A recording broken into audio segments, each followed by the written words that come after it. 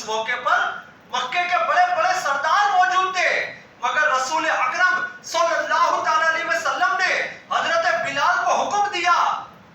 کون بلال؟ جنہیں غلامی کی زنجیروں میں جکڑا گیا تھا. دیکھیں اسلام کیسا پیارا دین ہے. جو غلام تھے، جو نوکر تھے، انہیں کیسا مرتبہ دیا. وہ بلال جنہیں غلامی کی زنجیروں میں جکڑا گیا تھا، جن کو مکہ پاک میں ستایا گیا تھا، جنہیں تپتی ریت پر لٹا کر اوپر بھاری پتھر رکھ دیے جاتے تھے، جن پر مکے کی گلیوں میں پتھر برسائے جاتے تھے، وہی حضرت بلال آج پیارے آقا رسول خدا صلی اللہ تعالی علیہ وسلم نے حکم دیا، اے بلال آج کعبے کی چھت پر چڑھ کر اذان دو. غلام تھے، نوکر تھے، لیکن پیارے آقا نے کعبے کی چھت پر چڑھ کر آپ کو اذان دینے کا حکم ارشاد فرمایا. خیر حضرت بلال کعبے کی چھت پر چڑھے، اذان پڑھنا شروع کی.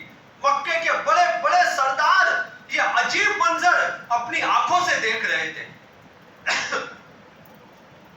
ان کے ذہنوں میں خیال ابھر رہے تھے، یعنی کہ جو بڑے بڑے تھے، عہدے دار، منصب رکھنے والے، پیسے والے، وہ لوگوں کے ذہن میں یہ خیال ابھر رہے تھے کہ کل کا غلام آج کعبے کی چھت پر اذان دے رہا ہے. یہ سعادت تو کسی اونچے رتبے والے، یعنی کہ بڑا مرتبہ جس کا ہو، اسے ملنی چاہیے تھی.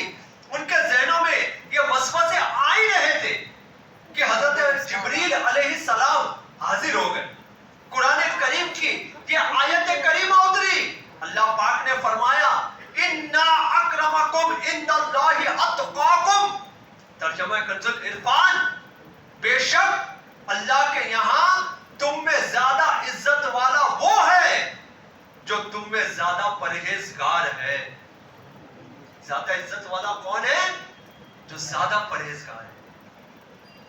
واہ سبحان اللہ.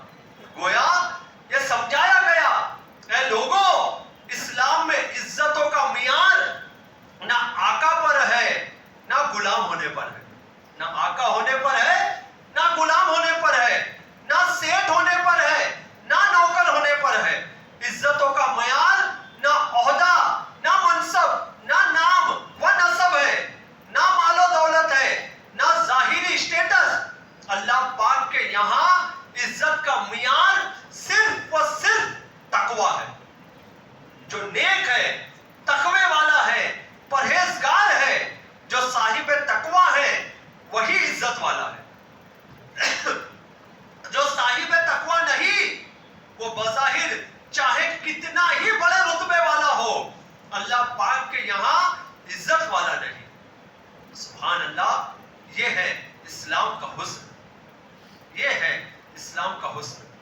پیارے اسلامی بھائیوں، آج ہمارے معاشرے میں یہ غیروں والا رویہ پروان چل رہا ہے.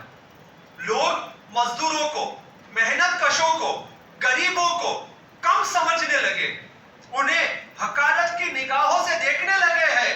بعض دفعہ اوباش قسم کے نوجوان ان پر جملے کستے ہیں، ان کے کپڑوں کے متعلق، ان کے لائف سٹائل کے متعلق ان کو تانے دیے جاتے ہیں. غریب غریب کہہ کر ان کا مذاق اڑایا جاتا ہے. استغفر اللہ. یہ بہت بری بات ہے، بہت ہی بری بات ہے. ایسے انداز سے یقیناً اس کا دل دکھتا ہوگا. اور یاد رکھ لیجئے، مسلمان بندے کا دل دکھانا گناہ کبیرہ، حرام اور جہنم میں لے جانے والا کام ہے. پیارے آقا صلی اللہ تعالی علیہ وسلم نے فرمایا من آذا مسلمن فقط آذانی، یعنی جس نے کسی مسلمان کو تکلیف دی اس نے مجھے تکلیف دی. پھر مزید فرمایا ومن آذانی فقط آذ اللہ، فقط آذ اللہ، یعنی اور جس نے مجھے تکلیف دی گویا اس نے اللہ پاک کو تکلیف پہنچائی. اللہ اکبر. پیارے آقا مکی مدنی مصطفیٰ صلی اللہ تعالی علیہ وسلم کا پیارا پیارا انداز مبارک دیکھیے. اللہ پاک نے قرآن کریم میں آپ کو حکم دیا، ترجمہ کنز العرفان، اور اپنی جان کو ان لوگوں کے ساتھ مانوس رکھ جو صبح صبح شام اپنے رب کو پکارتے ہیں, اس کی رضا چاہتے ہیں. حضرت بلال, حضرت صہیب رومی, حضرت خباب رضی اللہ تعالیٰ عنہم وغیرہ, وہ صحابہ کرام علیہم الرضوان جو پہلے غلامی کی زندگی گزار چکے تھے, یہ آیت کریمہ ان صحابہ کے حق میں نازل ہوئی. اللہ پاک نے ان صحابہ کے متعلق اپنے محبوب صلی اللہ تعالیٰ علیہ وسلم کو فرمایا, اے محبوب اپنے آپ کو ان صحابہ کے ساتھ مانوس رکھو, یعنی کہ مل جل کر اچھا مل کر رہنا, مانوس رکھیے. حضرت خباب رضی اللہ تعالیٰ عنہ فرماتے ہیں, ہم بارگاہ رسالت میں حاضر ہوا کرتے تو حضور اکرم صلی اللہ تعالیٰ علیہ وسلم ہمارے ساتھ تشریف فرما ہوتے.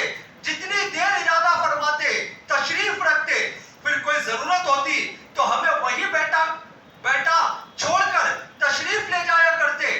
پھر جب یہ آیت کریمہ اتری, اس کے بعد حالت یہ ہو گئی کہ پیارے نبی صلی اللہ تعالیٰ علیہ وسلم ہمارے ساتھ تشریف فرما رہتے, ہم خود اجازت لے لیتے, ورنہ حضور ہمیں وہی بیٹا چھوڑ کر کبھی نہیں اٹھتے تھے. سبحان اللہ. اچھا, یہ جو محنت کش مزدور لوگ ہوتے ہیں, جب یہ اپنے کام پر ہوتے ہیں, ظاہر ہے بہت محنت کرتے ہیں, کپڑے بھی آلودہ ہو جاتے ہیں. آج محنت کرنے والے لوگوں کے متعلق بیان ہو رہا ہے, مزدور لوگوں کے متعلق بیان ہو رہا ہے.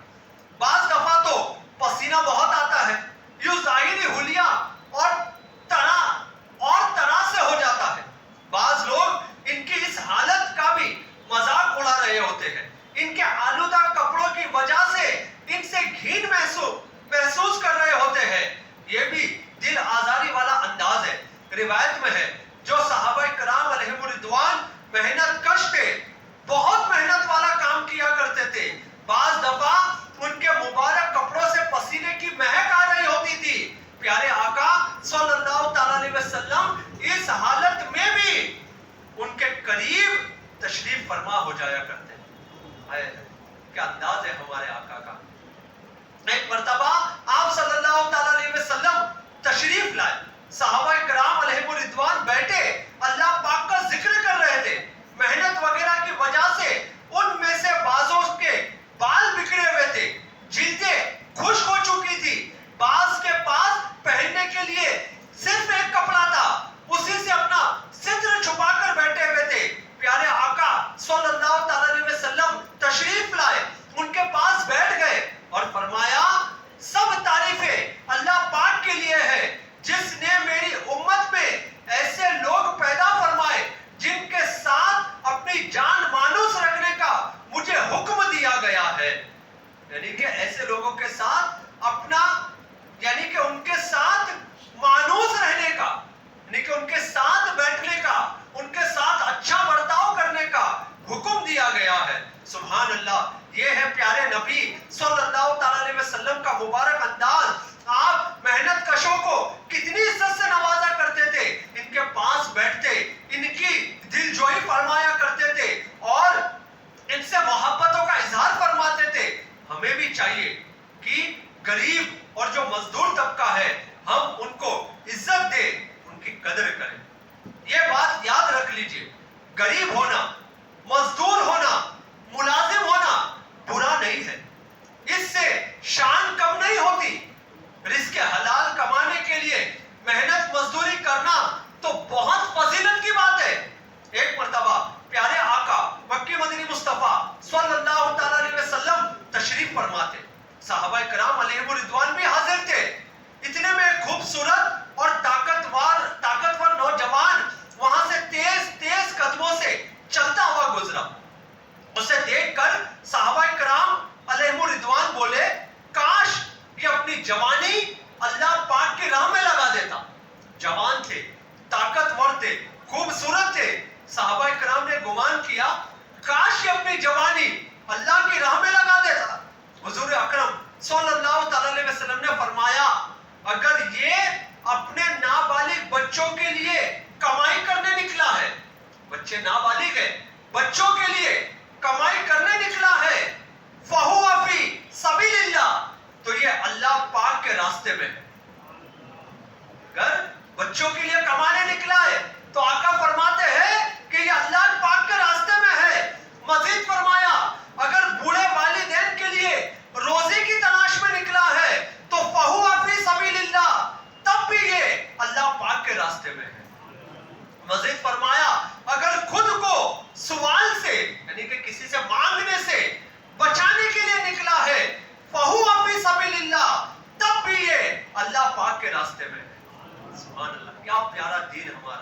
کیا پیارا اسلام ہمارا، کیسے پیارے نبی ہمارے، کتنی پیاری تعلیم ہمیں دے رہے ہیں کہ جو کام کر رہے ہیں اپنے اولاد کو، اولاد کی کفالت کے لیے، وہ بھی اللہ کے راستے میں، بوڑھے والدین کے لیے کما رہے وہ بھی اللہ کے راستے میں ہے، اور جو کسی سے سوال کرنے سے بچنے کے لیے کما رہے وہ بھی اللہ کی راہ میں ہے۔ سبحان اللہ۔ پتا چلا ضرورت کے مطابق محنت مزدوری کرنا، رزق حلال کمانے کے لیے بھاگ دوڑ کرنا بھی عبادت ہے۔ ایک حدیث پاک میں ہے جہنم اور جنت کے درمیان مباحثہ ہوا، یعنی آپس میں دونوں کی گفتگو ہوئی۔ جہنم بولی میں وہ ہوں جس میں ظالم اور تکبر کرنے والے لوگ ڈالے جائیں گے۔ جہنم نے کہا کہ مجھ میں تکبر کرنے والے اور ظلم کرنے والے لوگ ڈالے جائیں گے۔ جنت نے کہا میں وہ ہوں جس میں کمزور اور غریب لوگ داخل کیے جائیں گے۔ مبارک ہو جو غریب ہے، مبارک ہو جو کمزور ہے۔ کیا کہا گیا؟ جنت ان کے لیے ہے جو غریب ہے، جو کمزور ہے۔ اپنی غریبی پر رونا رونے والوں قربان جائیں اسلام پر، ہمارے آقا کے فرمان پر کہ جو غریب ہے وہ جنت میں جائے گا، اور امیر کی بدولت 500 سال پہلے غریب جنت میں جائے گا، کیونکہ ظاہر ہے جو مالدار ہے اس کو تو حساب دینا ہے۔ اچھا اب اس میں کیا ہے؟ جو غریب ہے بیچارے وہ سوچتے ہوں گے یار یہ غربت، ساری زندگی میں نے غریبی میں غربت میں گزار دی، جینا کتنے دن ہے دنیا میں کسی نہیں پتا، کیا پتا کب موت آ جائے۔ اگر بندہ غریب ہونے کے باوجود بھی محنت کرے، مشقت کرے، اللہ کی رضا پر راضی رہے اور اللہ کی عبادت کرے، یہ دنیا ایک دن ختم ہو جائیں گی، لیکن اللہ پاک اپنے رحمت سے اسے وہ جنت دے گا جو کبھی ختم نہیں ہوگی۔ جنت یہ کبھی ختم نہیں ہوگی۔ آج جو جھوپڑے میں رہ کر یہ سوچ رہا یار میں نے میری زندگی جھوپڑے میں رہ کر گزار دی، میں اتنا غریب ہوں، اللہ کا شکر ادا کرتے ہوئے زندگی گزارے، اللہ پاک جنت میں ایسے محلات عطا فرمائے گا کہ آپ کی آنکھیں اور آپ کا دل ٹھنڈا ہو جائے گا، آپ دیکھتے رہ جائیں گے۔ تو اے غریب اللہ کی رضا پر راضی رہنے والے بن جائیں۔ حضرت ابراہیم بن ادہم رحمت اللہ تعالی علیہ فرماتے ہیں مجھے یہ بات پہنچی ہے کہ جو بندہ رزق حلال کی تلاش میں ذلت کی جگہ کھڑا ہوتا ہے اس کے لیے جنت واجب ہو جاتی ہے۔ اب ذلت کی جگہ پر کھڑا ہونا یہ کیسا؟ بہت سے ایسے لوگ ہیں جو راستے میں ٹھیلے لگاتے ہیں نا، لوگ انہیں جھڑکی بھی دیتے ہیں، لوگ انہیں باتیں بھی سناتے ہیں، طرح طرح کی باتیں بھی کرتے ہیں، گالیاں بھی دیتے ہوں گے بعض اوقات، لوگ اچھا برتاؤ نہیں کرتے، لیکن وہ بیچارہ کمانے کے لیے کیا کرتا ہے؟ ایسی جگہ کھڑا ہو جاتا ہے چونکہ اسے کمانا ہے، حلال رزق کی تلاش میں، تو اس کے لیے کہا گیا کہ ایسے شخص پر جنت واجب ہو جاتی ہے۔ سبحان اللہ۔ حضرت عبداللہ بن عباس رضی اللہ تعالیٰ عنہ سے روایت ہے ایک مرتبہ ایک شخص بارگاہ رسالت میں حاضر ہوا، عرض کیا یا رسول اللہ صلی اللہ علیہ وسلم، آپ سب بھی ایک بار کہیں نا یا رسول اللہ صلی اللہ علیہ وسلم، میرے پیشے یعنی کہ جو میں کام کرتا ہوں اس کے بارے میں آپ کیا ارشاد فرماتے ہیں؟ فرمایا کیا کام کرتے ہو؟ عرض کیا میں کپڑے بنتا ہوں۔ کپڑے بنتے ہیں، اردو میں جس کو جولہا کہا جاتا ہے۔ رسول ہاشمی مکی مدنی صلی اللہ تعالی علیہ وسلم نے فرمایا تمہارا پیشہ حضرت آدم علیہ السلام والا ہے، سب سے پہلے جنہوں نے کپڑا بنا وہ حضرت آدم علیہ السلام ہے، بے شک تمہارا پیشہ وہ ہے جس کی ضرورت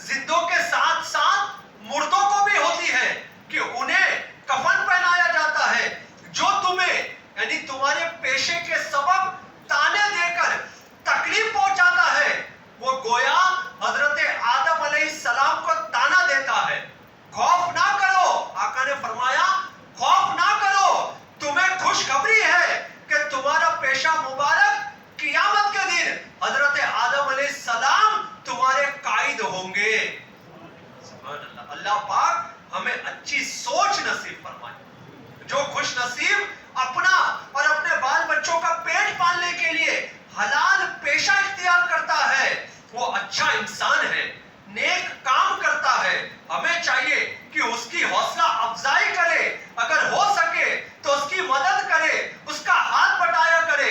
انشاءاللہ اس کی برکت سے معاشرہ سدھرے گا اور بے روزگاری کا خاتمہ ہو جائے گا.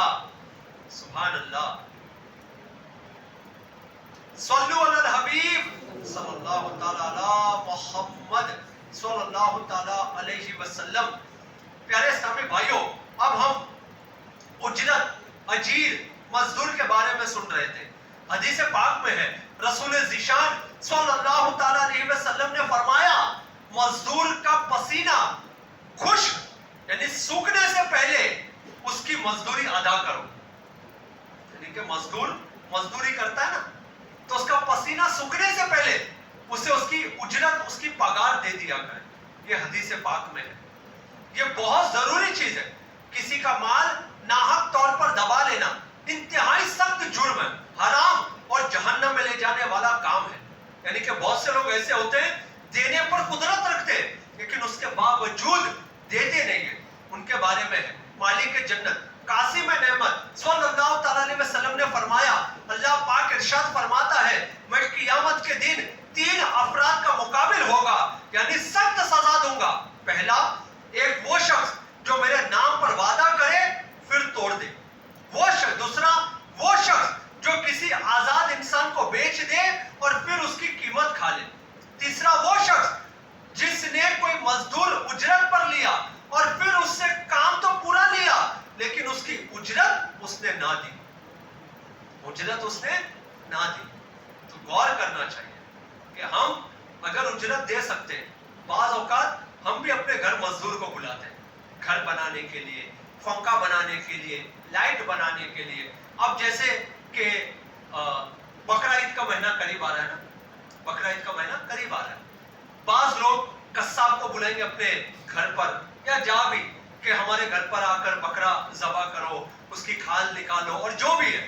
اچھا, کئی لوگ ایسے ہوتے ہیں نا جو قصاب کو دینے کی قدرت رکھتے لیکن پیسہ وقت پر نہیں دیتے. ہاں ٹھیک ہے, ہاں اچھا. بعض لوگ کیا کرتے ہیں, ہاں دوستی ہے اپنی تو ہاں چلتا ہے بعد میں دے دیں گے. نہیں, مزدور کی مزدوری اس کا پسینہ سوکھنے سے پہلے دینی چاہیے. اور ایک تو اسلام نے یہ ہمیں حکم دیا ہے کہ اجرت یہ پہلے طے کر لیا جائے. ایسا نہیں کوئی کہے ارے ہاں بھائی ٹھیک ہے نا, اپنا ہی بندہ ہے, آ جا دیکھ لیں گے کیا دینا, ہاں سمجھ کر دے دیں گے. نہیں, سمجھنے کا یہ ہمارے اندر نہیں ہے. پہلے طے کر لیں, چاہے کتنا ہی قریبی رشتہ دار ہو, چاہے کتنا ہی قریبی دوست ہو, اگر آپ نے بلایا ہے تو پہلے آپ اجرت طے کر لیں. ٹھیک, اب وہ مزدور جو کام کرنے والا ہے, اب وہ جتنا بھی کہے آپ کو سمجھ آتا ہے آپ دے, نہیں سمجھ آتا ہے تو کسی اور کو بلائیں. لیکن اجرت طے کر لینا یہ اسلام کا حسن ہے اور یہ طریقہ کار بھی ہے. اللہ پاک کے نبی حضرت موسیٰ علیہ السلام ایک مرتبہ آپ نے بارگاہ الہی میں عرض کیا, اے مالک کریم میں تیرا عدل و انصاف دیکھنا چاہتا ہوں. انصاف, اللہ پاک کا عدل. فرمایا اے موسیٰ آپ دیکھ نہیں پائیں گے. عرض کیا مولا تو دکھانے پر قدرت رکھتا ہے. فرمایا چلیے پھر فلاں جگہ دریا کے کنارے جائیے اور چھپ کر ہمارا عدل دیکھیے. حضرت موسیٰ علیہ السلام اس جگہ پہنچ گئے, جھاڑیوں وغیرہ کے پیچھے کہیں چھپ کر بیٹھے اور انتظار کرنے لگے. اتنے میں وہاں ایک امیر شخص آیا, گھوڑے پر سوار ہے, ہاتھ میں پیسوں سے بھرا ہوا بیگ ہے. وہ دریا کے پاس آ کر رکا, اپنا پیسوں کا بیگ ایک طرف رکھا, دریا کے پانی سے ہاتھ منہ دھویا اور گھوڑے پر سوار ہو کر روانہ ہو گیا. پیسوں کا بیگ جو اس نے ایک طرف رکھا تھا وہ اٹھانا بھول گیا. تھوڑی دیر گزری, ایک بچہ وہاں آیا, اس نے بیگ دیکھا, اس کے اندر پیسے دیکھے تو بیگ اٹھا کر گھر لے گیا. تھوڑی ہی دیر گزری تھی کہ ایک اندھا بوڑھا شخص وہاں پہنچا, اسے آنکھوں سے دکھتا نہیں تھا. اس نے دریا کے پانی سے منہ دھویا اور آرام کرنے کے لیے ایک جگہ لیٹ گیا. اتنے میں وہ امیر شخص جس کا بیگ تھا وہ اسے یاد آیا کہ میں بیگ تو دریا کنارے ہی بھول آیا ہوں. تو وہ دوبارہ واپس پہنچا, یہاں صرف ایک اندھا بوڑھا ہی تھا. امیر شخص نے بوڑھے سے پوچھا کیا تم نے یہاں میرا بیگ دیکھا ہے؟ بوڑھا بولا میں تو اندھا ہوں، میں نے تو کوئی بیگ ہی نہیں دیکھا۔ وہ امیر شخص غصہ ہو گیا، بولا تم جھوٹ بولتے ہو، تم نے ہی بیگ اٹھایا ہے، جلدی سے بتاؤ بیگ کہاں ہے ورنہ میں تمہیں قتل کر دوں گا۔ بوڑھا منت سماجت کرنے لگا کہ بھائی میں نے بیگ نہیں دیکھا، میں تو اندھا ہوں۔ اس امیر شخص نے بوڑھے کی ایک نہ سنی اور غصے میں آ کر اس بوڑھے کو قتل کر دیا۔ یہ منظر دیکھ کر حضرت موسیٰ علیہ السلام بڑے حیران ہوئے کہ یہ کیسا انصاف ہے، بوڑھے شخص کا تو کوئی قصور ہی نہیں تھا، وہ فضول میں ہی مارا گیا۔ اللہ پاک نے وحی بھیجی، فرمایا اے موسیٰ علیہ السلام یہی ہمارا انصاف ہے، یہی ہمارا انصاف ہے۔ معاملہ اصل میں یوں ہے کہ وہ جو بچہ تھا اس کا والد اس امیر شخص کے یہاں مزدوری کرتا تھا، وہ بچہ جو تھا اس کا والد اس امیر شخص کے یہاں مزدوری کرتا تھا۔ اس نے کتنا عرصہ اسے مزدوری نہ دی، بیگ میں جو رقم تھی اصل میں وہ مزدوری ہی کے پیسے تھے، بیگ میں جو پیسے تھے وہ مزدوری ہی کے پیسے تھے جو اس امیر نے روک رکھے تھے۔ چنانچہ اس مزدور کی کمائی بچے کے ذریعے اس کے گھر پہنچ گئی، بچے کے ذریعے اس کے گھر پہنچ گئی۔ جو بوڑھا تھا اس نے اپنی جوانی میں اس امیر شخص کے والد کو قتل کیا تھا، جو بوڑھا تھا اس نے جوانی میں اس کے والد کو قتل کیا تھا، آج اس قتل کے بدلے وہ خود قتل ہو گیا۔ یوں مزدور کو اس کی مزدوری بھی مل گئی اور قاتل کو اس کی سزا بھی مل گئی۔ سبحان اللہ، اللہ اکبر۔ پیارے اسلامی بھائیوں، یہ ہے اللہ پاک کا عدل و انصاف، جو خود کو طاقتور سمجھ کر اپنے عہدے، منصب، مال و دولت اور طاقت وغیرہ کو بنیاد بنا کر دوسروں کا حق دبا لیتے ہیں۔ انہیں یاد رکھ لینا چاہیے کہ اللہ پاک احکم الحاکمین ہے، بادشاہوں سے بھی بڑا بادشاہ ہے۔ قرآن کریم میں ہے ترجمہ کنز العرفان، اور وہی اپنے بندوں پر غالب ہے۔ اللہ پاک کے پاس اللہ پاک کے سب اختیارات ہیں۔ وہ رب کریم اگر پکڑ فرمائے تو میں اور آپ تو کیا، نمرود اور فرعون جیسے طاقتور بادشاہ بھی کچھ اہمیت نہیں رکھتے۔ اس لیے کسی کا حق نہ دبائے، سر جھکا کر عاجزی کے پیکر بنے رہے۔ اللہ پاک ہمیں عمل کی توفیق عطا فرمائے۔ پیارے اسلامی بھائیوں، مزدور کے حقوق میں سے ایک حق یہ بھی ہے کہ اسے اس کی طاقت کے مطابق کام دیا جائے۔ اگر لگ رہا ہو کہ کام زیادہ وزنی ہے، زیادہ طاقت والا ہے، ایسا کام اگر مزدور کو دیا جائے تو ساتھ مل کر اس کی مدد بھی کرے۔ حدیث شریف میں ہے غلام کو کسی ایسے کام کی ذمہ داری نہ دو جو اس کے لیے دشوار ہو، اگر کوئی ایسا کام کی ذمہ داری سونپ ہی دو تو پھر خود بھی اس کی مدد کرو۔ سبحان اللہ، یعنی کہ کیا پیارا دین ہے ہمارا کہ ایک تو مزدور کو اس کی زیادہ طاقت سے زیادہ کام نہ دو، اور اگر دو تو پھر اس کے ساتھ کیا کرو کہ اس کے ساتھ خود بھی اپنا ہاتھ بٹھا لو۔ کیا پیارا دین ہمارا ہے اور کس طرح ہمیں ترغیب دی جا رہی ہے۔ صحابی رسول حضرت سلمان فارسی رضی اللہ تعالیٰ عنہ، حضرت ابو قلابہ رحمت اللہ تعالیٰ علیہ فرماتے ہیں ایک مرتبہ ایک شخص حضرت سلمان فارسی رضی اللہ تعالیٰ عنہ کی خدمت میں حاضر ہوا۔ اس وقت حضرت سلمان فارسی رضی اللہ تعالیٰ عنہ آٹا گوندھ رہے تھے۔ اس شخص نے حیرت سے کہا علی جا یہ کیا ہے، یعنی آپ خود ہی آٹا گوندھ رہے ہیں؟ فرمایا میں نے خادم کو کسی کام سے بھیجا ہے، مجھے اچھا نہیں لگا کہ اس پر دو کام جمع کر دوں۔ سبحان اللہ، مجھے اچھا نہیں لگا کہ اس میں دو کام جمع کر دوں۔ سبحان اللہ، کیسا پیارا انداز ہے۔ آٹا گوندھنا خادم کے ذمہ تھا، مگر حضرت سلمان فارسی رضی اللہ تعالیٰ عنہ نے خادم کو کسی اور کام سے بھیج دیا تو اس کے حصے کا کام خود کرنے لگے تاکہ خادم کو دوہری مشقت نہ ہو۔ سبحان اللہ، ہمیں بھی انداز اپنانا چاہیے۔ حدیث پاک میں ہے تم اپنے خادم کے عمل میں جتنی کمی کرو گے تمہارے اعمال نامے میں लिखा जाएगा। सुभान अल्लाह। सल्लु अलल हबीब सल्लल्लाहु तआला अला मोहम्मद सल्लल्लाहु तआला अलैहि वसल्लम।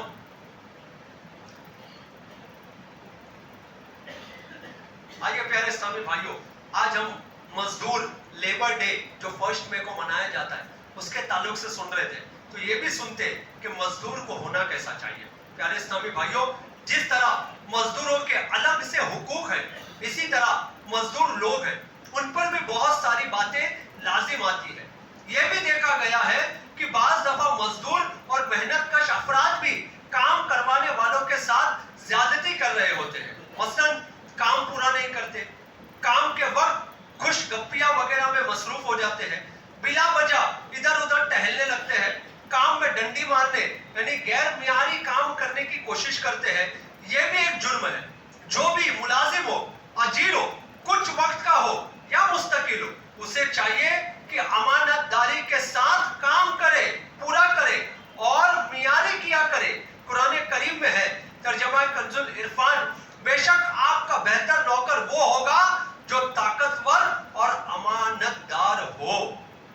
मालूम हुआ बेहतरीन अजीर की 2 खूबियां, ताकतवर हो यानी जो काम उसके लिए लिया जाना है उस काम की सलाहियत उसमें मौजूद हो, और दूसरी खूबी ये है कि वो अमीर हो, अपना काम पूरी अमानतदारी के साथ, लगन के साथ, ड्यूटी टाइम का लिहाज रखते हुए किया करे।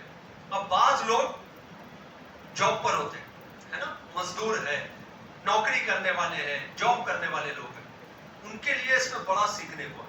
मुफ्तियाने कराम से इस पर मालूमात लेनी चाहिए कि जो काम कर रहा है ना, जो जॉब पर है, अगर उसने अपना 6 घंटा किसी सेठ को, किसी कंपनी को दिया है, तो गोया अब वो 6 घंटे के अंदर वो अपनी पर्सनल गुफ्तगू कॉल पर कर सकता है या नहीं कर सकता है। अगर करता है तो क्या उसकी उजरत ये हलाल होगी या उसे कोई मसाइल दरपेश आएंगे? किसी ने सोचा ये कभी? जॉब कर रहे जनाब, आधा घंटा पौना घंटा फ्री बैठे, तो क्या चलो कॉल पर घर पे बात कर लेते हैं, बच्चों से बात करते हैं, किसी दोस्त से बात करते हैं, यूं कॉल लगा दिए, यूं अपना कोई पर्सनल काम है वो करने लग गए। गौर करें, क्या ये कमाई हमारी हलाल में आएगी या हराम में? मुफ्ती साहब से इसके रहनुमाई ले लीजिए, लेना चाहिए। बाहर शरीयत में इसके कुछ हिस्से लिखे हुए, उसे पढ़ ले, इंशाअल्लाह उससे भी मालूमात हासिल होगी। अगर बाहर शरीयत पढ़ने के बाद भी कोई चीज समझ में ना आए तो मुफ्ती कराम से राब्ता करें। लेकिन मजदूर है, जो काम करने वाले हैं, जो अजीर है, उन्हें ये चीजें गौर करनी रहेगी, गौर करना पड़ेगा। कहीं ऐसा ना हो कि हमारा जरिया मुआश तो हलाल है, लेकिन हम कमाई जो आ रही है कहीं वो हराम में ना दाखिल हो जाए। हलाल रोजी के बारे में 5 फरामीन मुस्तफा सुनिए। पहला, सबसे ज्यादा पाकीज़ा खाना वो है जो अपनी कमाई से खाओ। दूसरा, बेशक अल्लाह पाक मुसलमान पेशावर को दोस्त रखता है। तीसरा, जिसे मजदूरी से थक कर शाम आए उसी की वो शाम में मगफिरत हो। पाक कमाई वाले के लिए जन्नत है। कुछ गुनाह ऐसे हैं जिनका कफारा ना नमाज है, ना रोजे, ना हज, ना उम्रे। उनका कफारा वो परेशानियां होती है जो आदमी को हलाल रोजी की तलाश में पहुंचती है। प्यारे इस्लामी भाइयों, मजीद इसकी मालूमात हासिल करने के लिए आप जो है मुफ्तियाने कराम से राब्ता करें, क्योंकि ये बहुत डीप जाने वाला मौजू है। और इस्लाम अभी हमने बयान में जो सुना उसकी मैं वजाहत कर दूं कि इस्लाम जो है ये मजदूरों के भी हुकूक बयान करता है। मजदूरों के भी हुकूक होते हैं। हमने पहला वाकया सुना ना कि आपने हजरत अबू ज़र गिफारी रज़ियल्लाहु ताला अन्हु ने, आपके पास 2 कीमती लिबास थे, 2 कम कीमत वाले लिबास थे। ऐसा नहीं किया आपने कि दोनों कीमती लिबास खुद पहन लिए और 2 कम कीमत वाले लिबास अपने मजदूर को सिलाए। नहीं, एक कम कीमत वाला और एक ज्यादा महंगा खुद सिया, और एक कम कीमत वाला और दूसरा महंगा ये अपने मजदूर और अपने मातहत जो थे उनको सिलवा दिया। और शुरू में हमने सुना कि उस पर माँ का बेटा, उस पर प्यारे आका सल्लल्लाहु अलैहि वसल्लम ने फरमाया कि तुमने इस्लाम तो लाया, इस्लाम कबूल कर लिया, लेकिन अब भी तुम्हारे अंदर ज़माने जहालियत वाली बातें पाई जा रही है। यानी कि ये चीज किसी को ऐब निकालना, यानी कि किसी को लंबा, किसी को मोटा, किसी को काला और इस तरह के जुमले जिससे किसी की दिल आजारी होती हो, इस्लाम ने हमें इसकी इजाजत नहीं दी है। इस्लाम ने हमें इसकी इजाजत नहीं दी है। तो गोया हमें आज के हफ्तावार इज्तिमा में ये सीखने मिला कि हमें किसी के लिए ऐब नहीं निकालने हैं। हर जिसे भी अल्लाह ने बनाया है ना, और एक कि जो मजदूर है उनका भी अदब कीजिए, उनका भी एहतराम कीजिए, उन्हें भी इज्जत दीजिए। और मजदूर जो है उन्हें भी ये चाहिए कि अपने मजदूरी के बारे में वो रहनुमाई लेते रहा करे, क्योंकि ऐसा ना हो कि हमारी कमाई अल्लाह ना करे कि माज़अल्लाह हराम हो जाए। अल्लाह पाक हमें कहने सुनने से ज्यादा अमल करने की तौफीक अता फरमाए। सल्लु अलल हबीब सल्लल्लाहु तआला अला मुहम्मद सल्लल्लाहु तआला अलैहि वसल्लम। दावत इस्लामी के हफ्तावार इज्तिमा में पढ़े जाने वाले दुरूद पाक और दुआ पढ़ते